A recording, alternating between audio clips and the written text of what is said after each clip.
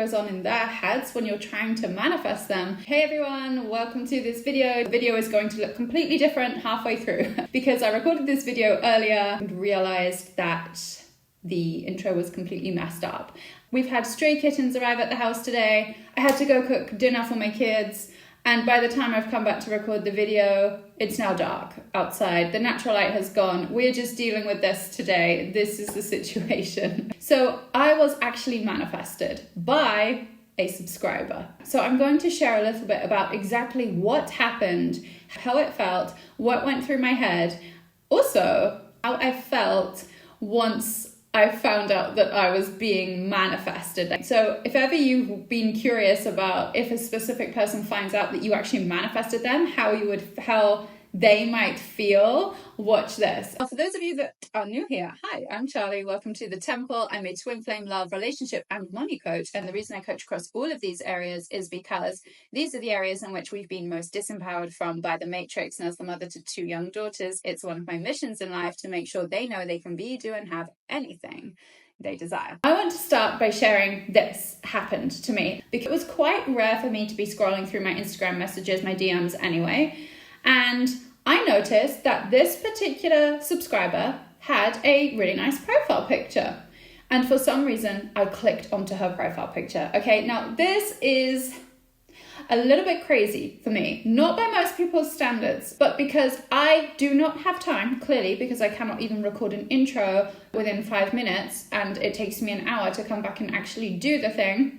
I do not have time to scroll on Instagram. I do not use Instagram like a normal person. So it is really almost unheard of that I will click onto a subscriber's profile picture or even notice a subscriber's profile picture. Just don't do it. And then the second thing happened, which is that I then felt called to click through to her profile, and from there I then clicked through to her stories. And this is why that's crazy, because not only do I not have time to hardly ever click on subscribers and followers profiles, I do not use Instagram the way that a normal person uses Instagram.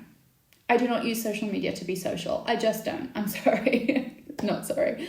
It is so rare for me that I watch people's stories. My own family have actually said to me, why do you never comment on our posts? And I did feel bad, but it's just because I don't see them. I don't scroll. I hardly ever get notifications because they're always turned off. I don't have like drop down preview. If my best friend updates her WhatsApp picture, I might message and say, I love your new picture. It's really beautiful. Never have I done that to a subscriber or fan, mainly because I don't notice, not because I don't care. It's just because I've got other things going on and I don't use social media in that way to be social. So I felt called to reach out and say to her, I really loved your profile picture. And she replied and said something like, oh, thank you so much. And in the meantime, not only had I looked at her profile picture, I then clicked on her stories and clicked through all of her stories. And this was the extra weird part. She posted a series of stories about herself having dinner with family friends. It was nothing spectacular. It wasn't in some fancy restaurant. In fact, it looked like it could have been in somebody's house with just very normal, ordinary looking people. But it had a lovely warmth to it. And what actually went through my head was, oh, wow, this looks amazing. I'd love to be there. Maybe I should go and visit her at some point. I never do this, guys. I rarely visit anybody. In fact, I've got my best friends living in the UK. I have my family living in New Zealand, all of which I have promised to visit on a regular basis and have not done since before lockdowns, okay? So it's not a normal thing for me to think that. So I messaged her and said, I loved your new profile picture. I loved the energy. It just felt really nice. And she replied and she said, and I didn't think anything of it. It just felt like a normal thought to me. And she replied and told me, oh, that's really interesting you said that because I've been manifesting you. It was on my wish list for us to become friends. And this is really interesting and beautiful because at the time I looked through her stories, it felt as though I was included in that group of friends and like I belonged there and like I wanted to be there and like it was normal for me to be there. That was the exact feeling that I had when I looked at her stories. Okay, that's the story. It's a small one, but I wanted to share it with you because I wanted to show you that when you're manifesting someone else, what goes through their head is their own thoughts. Essentially, it feels like their own thoughts. They are not, in any way thinking, oh, this person made me feel this way. This person made me think this way. But because consciousness is shared, they can receive your thoughts as if it is their own. This is how your manifestation comes to occur. They will just naturally, as if controlled, as if programmed, because of course they have been by your subconscious mind, they have been programmed into receiving that message and then playing it out as if commanded, thy will be done, and it will be so. It has to be that way. Eventually, your manifestation will always play out and they will not know it comes from you. It will feel natural. It will feel as though it is their own thought. So how to know if it's working then?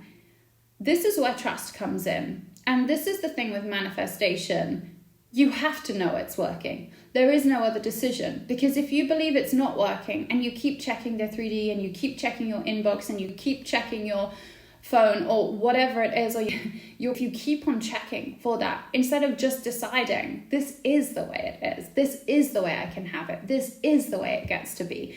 Because it is. When you're in that decisive place of knowing, and you don't need to do any complicated techniques, you don't need to do any rewiring, you don't need to heal all of your traumas in order to manifest, okay? Because you're always manifesting. So choosing one thought over another thought, a thought that I cannot have this is just as simple to choose, because you're already choosing it, as to choose I can have this. This is mine. This will be done. It's just as easy to choose one as choosing another. Whole life you've been choosing thoughts, obviously, which is why the 3D circumstance that you're currently experiencing currently exists, because it is a projection of thoughts. So if you wish to change what you're currently experiencing, change the thought in order to change the projection. It's that simple. You do not need to do any complicated rewiring, reprogramming techniques in order to get exactly what it is that you want, and in order to experience the joy, fulfillment, love, and incredible feeling that comes along with knowing you are the creator and you can have anything you want. And this is also what love is, okay? This is the last thing that I want you to know. So the third thing was trust, okay? Because if you are not in a place of trust, you are also in a place of not understanding that you are going to get your manifestation. Therefore, what will happen is you will either not get your manifestation, or you will receive a hot and cold result based on your thoughts of, I might be able to manifest this, but I don't really know if I can have it. Maybe I can manifest this, maybe manifesting isn't real.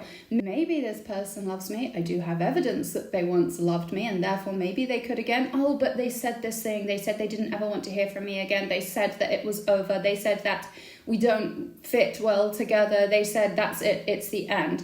And so all of these opposing thoughts will eventually slow down, delay your receiving of what it is that you are wanting to experience. You can manifest anybody. There is nobody off limits to you. You can just decide based on what you believe is possible for you, that nobody is off limits.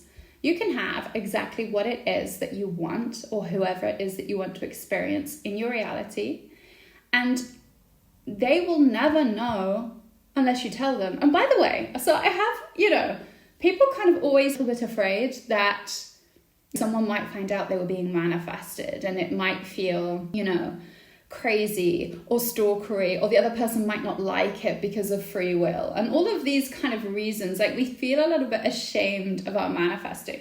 Manifesting is of God. It's a gift. It's not witchcraft. It's not magic. It's returning to your pure state of creation.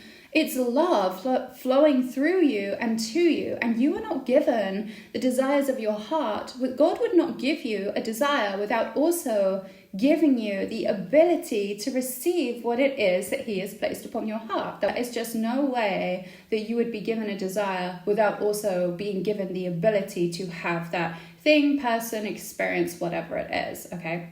The second thing is this: because you are the creator, if they do ever find out they're being manifested, well, wouldn't they also believe that that's amazing and beautiful, that you cared about them that much, that you loved them that much, that you missed them that much, that, you know, you believed in them that much, that you imagined their happiness? It's not just for you. It's not about you. You don't imagine the two of you being together and them being miserable, right? Because that would be crazy. So you're imagining that ultimate happiness. So, for example, the last thing then, when I found out that my client was manifesting me, I thought it was the cutest thing. And in my head, I was like, how can I thank her? I just think that's so amazing because she'd manifested me. I thought it was the most beautiful thing. Because of course, if you're manifesting somebody to care about you, to be in your life, to want to get to know you, to want to get to know you on a deeper level, to want to be with you, to want to spend time with you, then of course, it doesn't matter whether they know that you're manifesting them or not, because as part of that, they will be glad of that. They will think that's great. They will want to spend more time with you. They will be honored that nobody else has done that for them. They'll be amazed. And that's how I felt when my client, my subscriber, told me that she'd been trying to manifest me. There was no, oh, that's weird, or that makes me feel uncomfortable. It was just, that is the cutest, loveliest, most beautiful thing ever, and I cannot wait to come out, hang out with all of your friends and family. And that's how I want you to feel confident around your manifestation of a specific person. You really can manifest anybody. That's a little bit about what they might experience on the other end of your manifestation, and hopefully that's given you some confidence in manifesting your specific person, that they always receive your thoughts as if it were their own. And that's what I want to leave you with. You are programming their mind the whole time based on what you program your mind with, because we are all part of shared consciousness. That is source energy, that is God, whatever you choose to call it. We're good. We are done for today. I hope this has been useful. If it is, leave me a like, share, comment, subscribe down below.